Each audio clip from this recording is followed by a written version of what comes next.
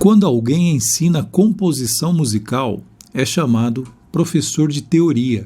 Mas, se escreveu um tratado de harmonia, é denominado teórico. Por outro lado, há um marceneiro que também deve ensinar o ofício a seus aprendizes.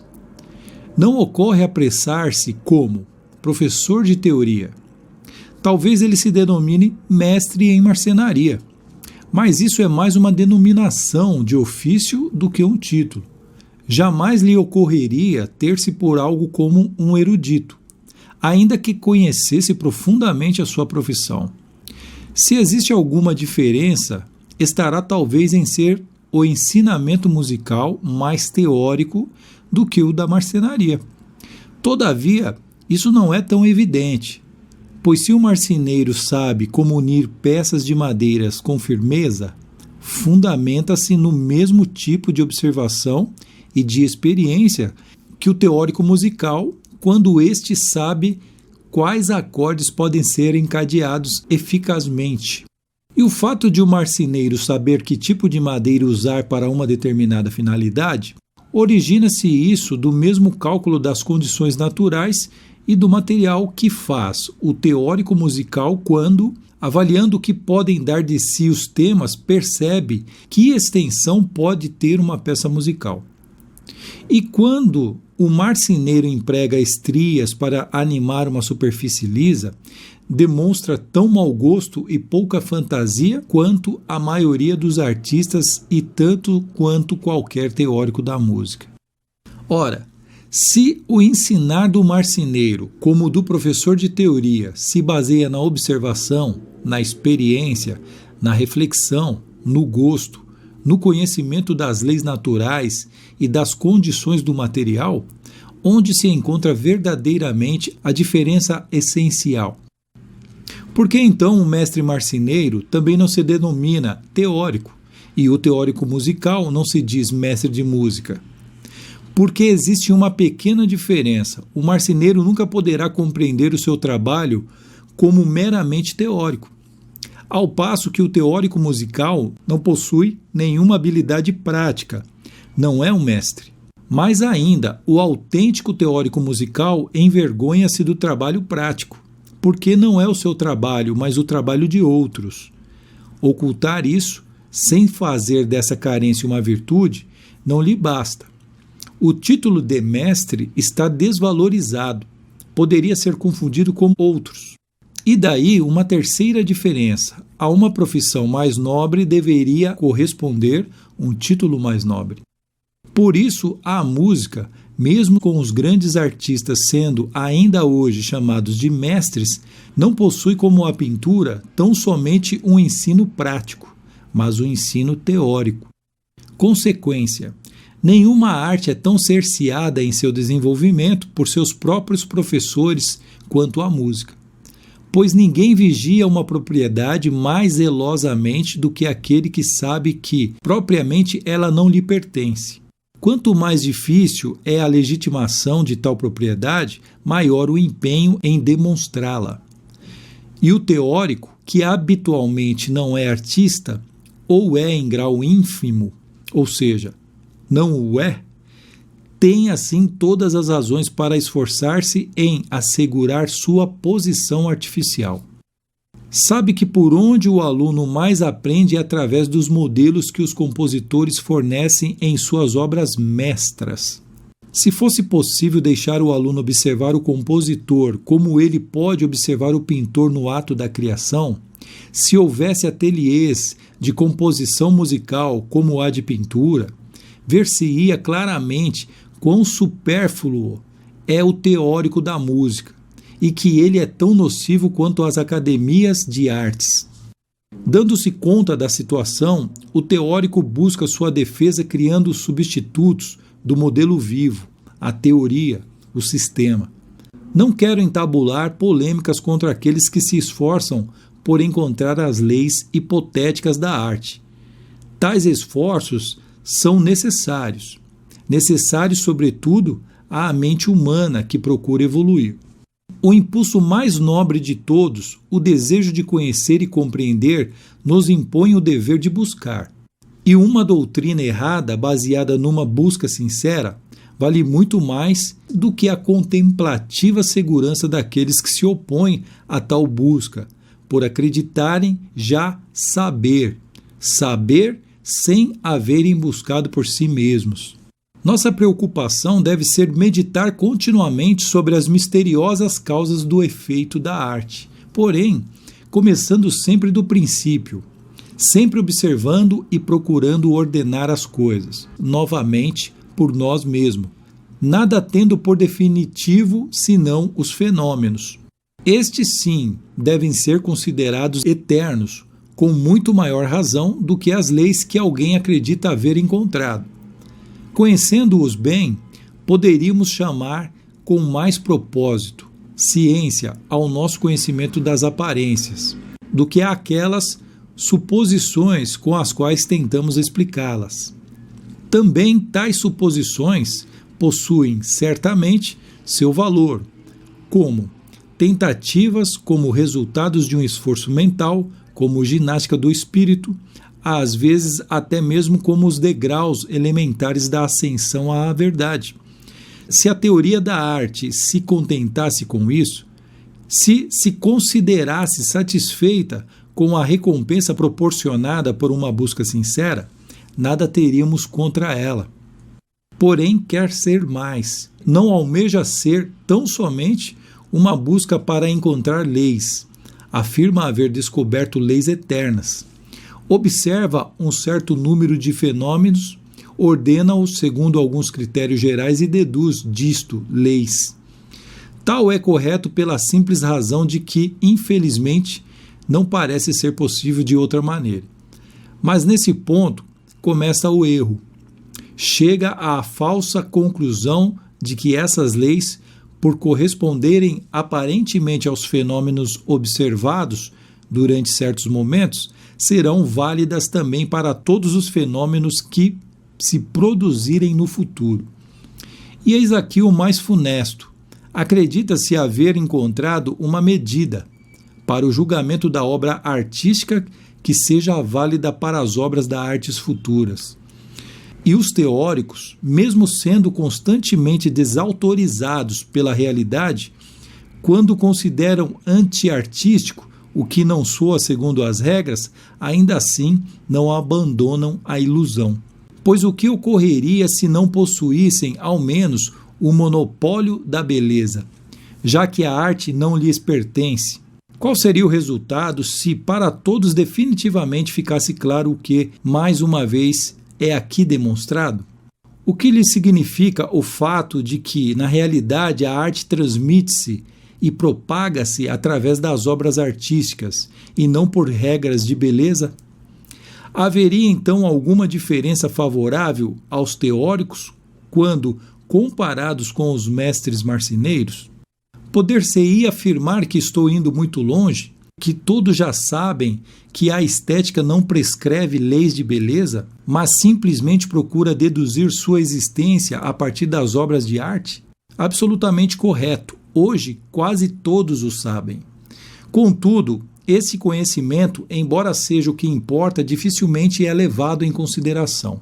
Gostaria de mostrar um exemplo. Creio haver conseguido nesse livro refutar alguns velhos preconceitos da estética musical. O fato de que tais preconceitos se mantêm até agora já bastaria como prova do que antes afirmei. Porém, se declaro o que não é uma exigência necessária da arte, quando digo que a tonalidade não é uma lei natural eterna da música, vejo os teóricos saltarem indignados instantaneamente e colocarem um veto à minha honra. Quem hoje admitiria que a minha colocação a respeito da tonalidade é verdadeira, mesmo que eu aprovasse de forma ainda mais penetrante do que o farei aqui? O poder que o teórico necessita para consolidar uma insustentável posição procede de sua aliança com a estética. Esta ocupa-se só de coisas eternas, e na vida chega sempre demasiado tarde. A isto chama-se conservadorismo, o que é tão cômico quanto chamar conservador a um trem rápido. Não obstante, as vantagens que a estética oferece ao teórico são compensadoras ao ponto de ele não se preocupar com isso. Quão pouco retumbante soa quando o professor diz ao aluno: um dos meios mais proveitosos para a consecução da forma musical é a tonalidade. Mas que distinto resulta quando fala do princípio da tonalidade como de uma lei? Tu deves, cujo atacamento fosse imprescindível para toda a forma musical. Este imprescindível parece nos perceber aí um bafo de coisa eterna. E se te atreves, jovem artista, a pensar outra coisa, terás a todos contra ti, todos os que sabem faz tempo tudo o que aqui afirmo. E te denominarão de charlatão e será caluniado. Queres enganar, blefar? E uma vez que te conspurcarem com a vileza deles, surgirão como os heróis que consideraram covardia não arriscar em defesa da sua opinião, algo que só prejudica o outro, e o trapaceiro então serás tu. Então deixamos para lá todas essas teorias, porque elas se servem apenas para colocar freios ao desenvolvimento da arte, e se seu único dado positivo é ajudar mais depressa e aprender a compor mal. O que se poderia exigir desses teóricos? Eles não o cumprem. A forma como realizam a estética é extraordinariamente primitiva. Não consegue expressar mais do que algumas belas frases e tornam-lhe emprestado seu método de sentenças e afirmações apodíticas. Afirma-se, por exemplo, isto soa bem ou mal. Mais justo e sincero seria dizer belo ou feio. Em primeiro lugar, isto é uma presunção. Em segundo, um juízo estético. Se tal estabeleceu-se infundadamente, por que merecer crédito? É necessário acreditar na autoridade do teórico? Por quê? Quando não oferece razões, ele diz só o que sabe. Não por haver descoberto a partir do próprio esforço, mas por ter aprendido assim. Ou diz o em que todos acreditam, por ser uma experiência comum. Mas a beleza não é algo da experiência de todos, senão, quando muito, da experiência de alguns. Além do mais, se semelhante juízo pudesse existir sem maior fundamentação, essa deveria brotar do sistema com tamanha evidência que seria dispensável demonstrá-la. E aqui golpeamos os teóricos em seu ponto mais vulnerável. Eles querem que suas teorias sirvam como estética prática. Ambicionam influir no sentido da beleza de tal modo que se produzam, por exemplo, mediante progressões harmônicas, efeitos que possam ser considerados belos. Querem ter o direito de proibir os sons e encadeamentos que consideram feios. Mas essas teorias não estão construídas de forma que os julgamentos estéticos surjam como consequência de seus princípios básicos, do desenvolvimento lógico desses princípios. Pelo contrário, não se encontra nenhuma coerência, absolutamente nenhuma. Esses juízos de belo e feio são excursões absolutamente motivadas ao campo do estético, que nada tem a ver com o todo da construção. As quintas paralelas soam mal, por quê? Esta nota de passagem é dura, por quê? Os acordes de nona não existem ou então soam duros, por quê? Onde residem, no sistema, as razões comuns básicas para esses três porquês? No sentimento do belo? E isso o que é? Em que relação está o sentimento do belo com esse sistema? Por favor, esses sistemas, noutra oportunidade mostrarei que nunca são o que sempre deveriam ser. Sistemas de representação. Métodos para analisar coerentemente uma matéria, para dividi-la e subdividi-la claramente e que partam de princípios que assegurem uma sucessão sem rupturas. Demonstrarei como tal sistema é pouco, depois insuficiente, como logo tem que ser rompido, sendo preciso remendá-lo com um segundo sistema que tampouco é um sistema suficiente para mal acomodar alguns novos resultados. Porém, as coisas deveriam ser de outra maneira. Um autêntico sistema deve, antes de tudo, possuir fundamentos que abarquem todos os acontecimentos. Melhor dizendo, tantos acontecimentos quantos realmente existam, nenhum a mais ou a menos, Tais princípios são as leis naturais. Somente princípios que não necessitem de exceções teriam direito de ser considerados válidos sempre. Fundamentos esses que compartilhariam com as leis naturais a característica da validade incondicional. Mas as leis artísticas compõem-se, sobretudo, de exceções. Tampouco eu pude encontrar tais princípios e nem acredito que tão logo sejam encontrados. As tentativas de conduzir o artístico ao terreno do natural fracassarão por muito tempo ainda. Esforços para encontrar leis artísticas obterão no máximo resultados como os conseguidos através de corretas analogias. Descobrir como o órgão do sujeito observador se adapta às peculiaridades do objeto observado. A comparação aproxima o que está distante, aumentando assim os detalhes, e afasta a alguma distância o que está muito próximo, permitindo uma visão de conjunto.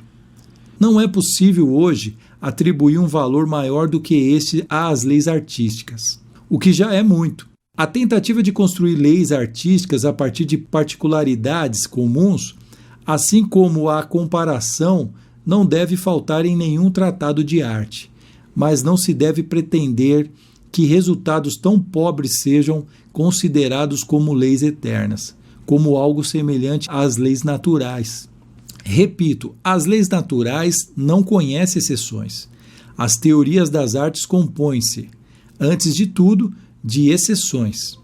O que sobra de tais exceções podem bastar como método de ensino, como sistema expositivo, cuja organização pode ser coerente e consequente em relação ao objeto pedagógico proposto, cuja clareza seja simplesmente clareza de exposição, mas não o esclarecimento das coisas mesmas que constituem a matéria exposta. Almejei no máximo um tal sistema e não sei o que consegui. Parece-me haver logrado, pelo menos, evitar aquele dilema nos quais há que se admitir exceções. Os princípios do sistema resultam em um excedente de casos possíveis sobre os realmente existentes. Esta falha também ocorre nos sistemas que não abarcam todos os acontecimentos reais. No meu também existem exclusões, mas os outros as fazem a partir de juízos estéticos, malsonantes, duro, feio e etc. E não utilizam as noções mais modestas e verdadeiras. Afirmar que se trata de coisas incomuns. O que é realmente feio dificilmente poderá vir a ser belo no entender desses estéticos. Porém, o que é simplesmente incomum pode vir a ser usual, embora não necessariamente. Com isso, o ensino da composição está isento de uma responsabilidade à qual nunca conseguiu fazer jus e pode agora limitar-se ao que é sua verdadeira tarefa, proporcionar ao aluno tal habilidade que o coloque em condições de criar algo de comprovada eficácia. Não tem por que garantir que seja novo, interessante ou belo, mas pode afirmar que, se observando-se suas orientações, pode-se alcançar algo semelhante às condições artesanais de antigas obras de arte, pelo menos até o ponto em que o especificamente criativo escapa a todo controle, inclusive nos aspectos técnicos mecânicos. Embora se teorize muito neste livro, na maioria das vezes vi-me obrigado, para rechaçar teorias falsas, a ampliar versões restritivas e estreitas, a fim de que se chegasse à inclusão dos acontecimentos. Faz-se com plena consciência de oferecer, no sentido acima explicado, comparações, ou seja, símbolos, de pretender tão somente ligar entre si ideias afastadas, melhorar a compreensão mediante a unidade de exposição, ser frutífero e estimulante pela riqueza das relações de todos os fatos com uma ideia. Não se trata de estabelecer novas leis eternas. Se eu conseguisse levar um só aluno ao domínio absoluto do ofício de sua arte, como o mestre marceneiro faz sempre com seus aprendizes, dar-me-ia por satisfeito e ficaria orgulhoso se, parodiando uma frase famosa, pudesse dizer: dei aos alunos de composição uma má estética, mas forneci-lhes um bom ensino do ofício. Esse foi o tema Teoria ou Sistema Expositivo de Arnold Schoenberg. Arnold Schoenberg foi um compositor austríaco da música erudita e criador do dodecafonismo, um dos mais revolucionários e influentes estilos de composição do século XX. Suas primeiras obras, apesar de ligadas à tradição pós-romântica, já prenunciavam um método composicional inovador, que evoluiu para a atonalidade e, mais tarde, para um estilo próprio, o dodecafonismo. Schoenberg foi também pintor e importante teórico musical, autor de harmonia e exercícios preliminares em contraponto. O compositor sofria triskaidecafobia, ou seja, o medo do número 13. Ironicamente, ele nasceu dia 13 de setembro e morreu dia 13 de julho, às 23h47, 13 minutos antes da meia-noite, numa sexta-feira 13. Bem curioso, né? Quero trazer alguns pontos desse livro, porque eu acho muito importante, muito interessante a colocação deste autor e é algo que se faz bem presente para os nossos dias atuais. Eu extraí esse tópico do livro Harmonia, de Arnold Schoenberg, e se você quer que eu continue, deixa aí nos comentários para que eu entenda que isso é importante para vocês também. Compartilhe também em suas redes sociais. Um forte abraço para todos. Deus abençoe sua vida, Deus abençoe sua família, que Deus abençoe o nosso Brasil. Fui.